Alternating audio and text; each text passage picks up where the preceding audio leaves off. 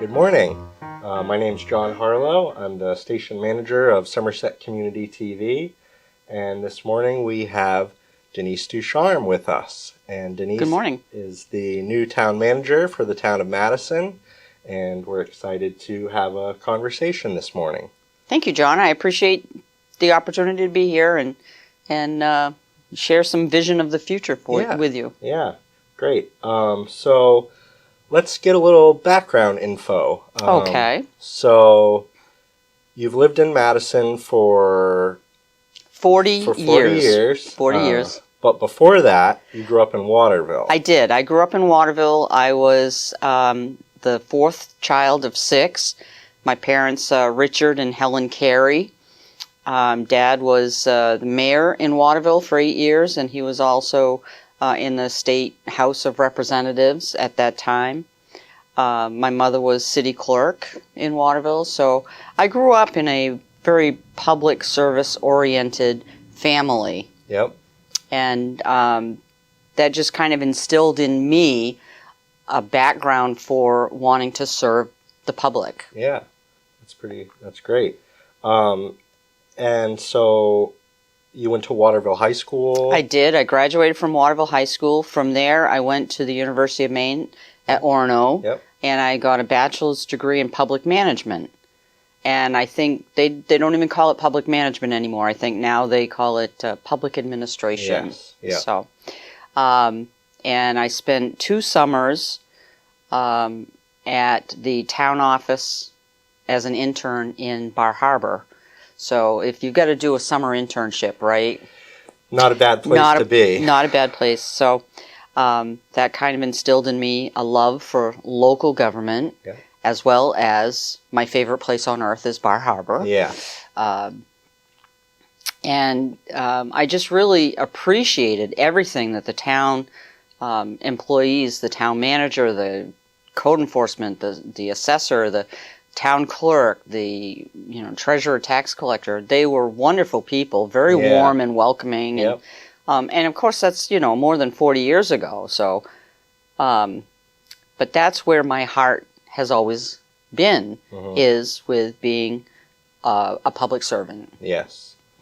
And so in your career, you worked for the state of Maine. I did. So I started out as an auditor for the Department of Human Services, and from there I went to be an auditor for the Treasurer's Office, and the auditing there was for unclaimed property. So I don't know if you've ever seen those lists in the newspapers or looked out online at missingmoney.com or anything like that. Yep. So I did that for a few years, and then I became the manager of the program and worked with the legislature in crafting the unclaimed property laws to be in the best interest of the citizens of Maine, because there's a lot of businesses out there that would just as soon keep that money instead of turning it over for the public good. And even today, there's I came into it probably 10 years into its infancy in the unclaimed property area. So you really crafted kind of the for the state of Maine, yes. Yeah. And then with overall, there's been several changes to the uniform laws and statutes since then. I've been away from the state treasurer's office since 2007, working in the private sector as a computer software consultant. Oh, wow. Yep. But again, I stayed within the unclaimed property field. So I had contacts all across the country for departments of revenue or treasury or taxation or anybody in that state that was managing their unclaimed property. They looked to us, if we were their software vendor, for the support that they needed to be able to run their programs and adequately pay their claims and things like that. Cool. Yeah. Interesting. Yeah, there's a lot in the state government and local government that people really are unaware of what happens and goes on behind the scenes and how things... Very much so. Very much so. So if you ever get, well, here's an example. We had, when I was with the Unclaimed Property Office, we had somebody call us and say, I got a letter. Is this some kind of a scam? Right. Right?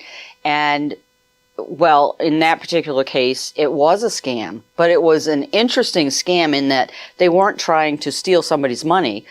It was the county sheriff's office, I don't even remember which county it was, that was trying to do warrants and pick up people that they couldn't find. So, yeah, it was a pretty crafty little trick. Yeah, wow. Anyway, I don't recommend it. Yes. Because it really belies the credibility of the state when we're trying to return millions of dollars to citizens. Yeah. You know, to have another county government kind of using it as a scam. Yeah. There's enough of that out there already. Right. We don't need the government doing it. Exactly. Yeah. Right. So, yeah. So, I mean, I've lived here for 40 years, and I have, kept a low profile. People don't really know me other than, oh, that's Jack's wife. Well, I wasn't going to say that. I wanted to give you your time and respect as not being Jack's wife, but I know Jack very well. Everybody knows, everybody in Madison probably knows who Jack Ducharme is. Yep. Former Madison selectman, current state legislator. Yes. He was also on the school board, I think, for a number of years. Probably before I came on the scene. Yeah. Choir director at church. Yes, that's right. Yep. Great vocalist and choir director. Yep. And through that, I'm sure you have kept up on a lot of the goings on in the town of Madison over the years. Right. I may not have been a vocal participant, but I have always attended town meetings and occasionally the Board of Selectmen meetings. Yep. I've stayed up to date on what's happening in town, what are the important issues, what's happening with there's a lot the happening. Recreation Department and different things like that. So, we brought up our 2 children here in town, and the reason that we picked Madison instead of Skowhegan or Waterville was the football program. Yeah. Jack wanted to make sure that we had an opportunity to bring up our kids where there was a good football team. Yep. So, and your sons are just older than me, so I remember being in like junior high and going to the games, and we would look at the list and memorize all their like height and weight and position. Yeah. It's Ben and what's Joe. And Joe. And Joe's Joe must be older. Yep. Too old for me to, I guess, to have been on my radar. But and Ben has I guess that's, well, I was going to mention the Strong Supper. Oh yeah. So Ben and his wife have a business where they prepare meals, nutritious meals. Yeah. And I think right now they're doing about 300 meals a weekend. Wow. It's called Strong Supper with a SUPPAH.com. And they are really putting a lot of effort into that and that's great. Making wonderful meals. And that's a community impact in its own. It is. It really is, because they go, they based it out of Miller Fitness in Skowhegan. That's where they started. Yep. And so a lot of their clients are looking for that healthy alternative, something that's going to give them the protein and the carbs and the vegetable and everything else. Yeah, because anything, if you're not meal planning and you don't have somebody at home to cook for you, or if you and your partner are both busy, or you want to get something quick, all around here the only quick thing you can get is fast food. Right. So to be able to have something that's ready and healthy and convenient, that's a good business price idea. Wise, their price point is, I don't know if he's making money or not, because how can you have these, and they're good sized containers, for $10 or $12 per meal? And it's like, you'd spend that at Subway or the Chinese restaurant easily. Yeah. Anyway, so going back to you. Yes. So I kind of flew under the radar for 40 years, if you will. Yep. And it's funny because I use that term a lot now. It's like we go to the football games in Skowhegan for my grandson, and it's like, don't tell anybody I'm here. I'm flying under the radar. Yes. Yeah. But well, now they're all going to know what you look like. I'm flying above the radar now. Yep.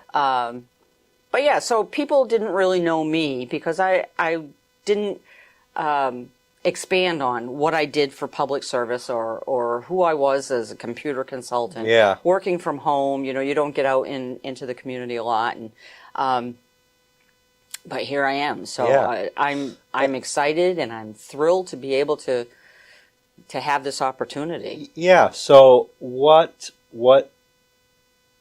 brought you to the decision to apply for the job? Funny you should ask. So the beginning of June, I got notified from my previous employer that my position was being eliminated at the end of June. So as of June 30th, I was going to be unemployed. Well, as it turns out, our previous town manager decided June 30th was his date also. And I kind of looked at that and said, well, that's an opportunity, but it's not what I'm looking for. I was thinking more in terms of computer consulting, software consulting, staying within the field that I was in. Right.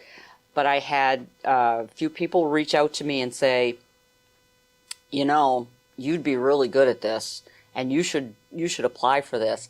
And I kept saying, well, I don't know. Let me think about it. Yeah. And then it got to the point where it was like all the other jobs that I applied for, I was getting thanks but no thanks letters. So at that point, I was, well, maybe this is what I'm supposed to do. Yeah. Yeah. So, okay, I'll throw my name in the hat. I filled out the application, got it to the Board of Selectmen, and within a week they called for an interview. Yeah. And then I had the interview, and before 12 hours passed, the next morning they were calling me and saying, can you come in and negotiate a contract? Wow. I was like, this must have been supposed to happen this way. Yeah. That's the only way I could Everything think. was just lining Everything up. fell right into place the way it was, as if it was supposed to be that way, John. So, you can fight it for only so long before it kicks you in the head and says, stop looking elsewhere. Yeah, it's right there. So what do you see, being that you make it through your probationary period, how do you see the direction that you would like to take things in, or where's your focus in your mind? Right now, my focus is, I'm getting my feet wet, and so far I'm up to my knees now. Okay. We're trying to rebuild the recreation department. I want to continue the effort of revitalizing downtown and bringing businesses to Madison. I'm so excited about Timber HP. Yeah. And they've launched their first product. Yes. Big news for Madison. It is. It really is. And they I think last month had a ribbon cutting. Yep. We took as Channel 11, we took a tour there last year before they really were in any kind of production. We were seeing the facility and how they were fitting it for their own needs and demonstrating some of their products. That must have been exciting. It was very exciting, and it continues to be exciting to see where that is all going. And now that I read in the newspaper that they have, their product is now on the market. The timber fill is on the market, and the timber block and the timber, there was another one. Those are coming probably within the next 6 to 8 months, I think, if not sooner. Yep. And so it's really, it's the first product of its kind in North America. Yeah, and there's, everybody's little old probably... Madison, Maine. I know. Huge market for it. It's very popular in Europe already. I think that the market is going to really explode here in the U.S. Yep. And it's really exciting. It's exciting for Madison, and I'm sure one of the questions people will have, or maybe have already been asking, is, are they hiring? They are hiring Or to for the their best, laborers. right? Because I know a lot of their administrative and all that, they have that Yeah. all staffed. As far as I know, they are hiring. Yep. So they've been doing interviews. I know a lot of the people that were separated from Madison Paper have been reemployed. Yep, and made offers. Yep. Yep. So that's all great news. And then also, in conjunction with Timber HP, you've got 55 Weston Avenue, Yes. the development project where they're building medium income or housing. Yep. And we had an opportunity to sit down and talk with Sam Height and Brian Eng this Yes. morning. Yep. So just to kind of get a sense of where they're at, they're waiting on some final paperwork from the state before Yeah. they can actually physically break the ground. Yep. And so that's really exciting because the more employees that Timber HP brings in, the more people are going to want housing. Absolutely. You know, and it's a vibrant time to be in Madison. And so if we can build on that Yeah. and keep that momentum going and possibly work with Skowhegan or Anson, you know, our neighboring towns, For sure. Norridgewock, Solon, to bring in some new ideas, some creativity as to what we can do here in town that's going to be good for the citizens. Yeah, and I think that's, you know, people are always asking what's the next thing, or what, you know, what can be done to alleviate one issue or another. And some things move more slowly than others, and some things move unexpectedly fast. So I think just, you know, keeping an eye on all of these different moving parts, and like you said, Tim Curtis did a great job of getting us here, and phenomenal job. Yeah, and I'm personally happy to see the torch pass to you, Denise. Thank you. I'm excited to see where you take us. Well, check back again in 6 months if I pass probation. You know, we'll go from there. Yep. Well, I guess I should ask one more thing. Sure. Do you see any challenges that are immediate? Of course, we have a lot of challenges that are always present. But is there anything in the immediate future that you see as something to overcome? Well, to overcome, or I like to think of them as opportunities. Yeah. So we've got some old buildings, Yep. Old Point Avenue School building for one of them. Yep. We need to have some way to revitalize the buildings, the town office and the fire station. Those are significant challenges that's going to take a lot of time and energy and resources, and will probably require some kind of an engineering study before we can do anything with any of them. And I think that's going to be probably one of my priorities, is to get that started. And then, you know, the vacant buildings on Main Street is, how can we get those filled? Do we, who are the building owners? You know, things like that. What can we do to revitalize that Main Street? And then I had one other thing, and just, you know, being able to listen to citizens' concerns. Yeah.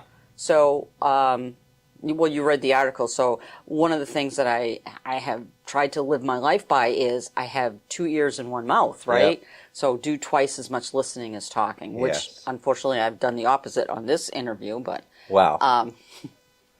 That's what you're here for. Okay, thank you. But yeah, I want to be able to be a presence, be a resource to the community members, the citizens. If they have a concern, you know, come to me and let me know what it is, and let me see what I can do about it. Yeah. You know, I don't know if you follow Madison Community Matters Oh page. yeah, oh yeah. Okay, so over the Labor Day weekend, somebody posted that there was a broken water main cover, and it had sharp edges Yep. to it. So I saw that, and I reached out to the road commissioner, and I said, can you put an orange cone or something over it so people drive around it? And in the meantime, reached out to the water district people and said, when can you get this fixed so it's not popping tires and Yeah. whatever? So, you know, and I drove down there this morning, and it's fixed. It's repaired. Yep, So, you know, if I don't know that there's a problem, Yeah. I can't offer a solution. And social media it's good and bad. Good and bad, yes. And it's all about how you use it, I think. And for that purpose, you know, somebody is just letting you know, and it's great. I think that you are paying attention to that page, and you know, a lot of times people can just use it to complain, but if there's a legitimate thing, Right. it's good to let you know. Right. And I am open to those legitimate complaints, absolutely. And if you want to just vent on Facebook, don't be offended. I will not respond, but Right. you're more than welcome to vent. That's what Facebook's all about. Right. But I won't take it personally. Yes. Well, you got to have thick skin to be in the public eye, and I'm sure Yes, I'm like an armadillo now. Yeah. Yeah. Yeah.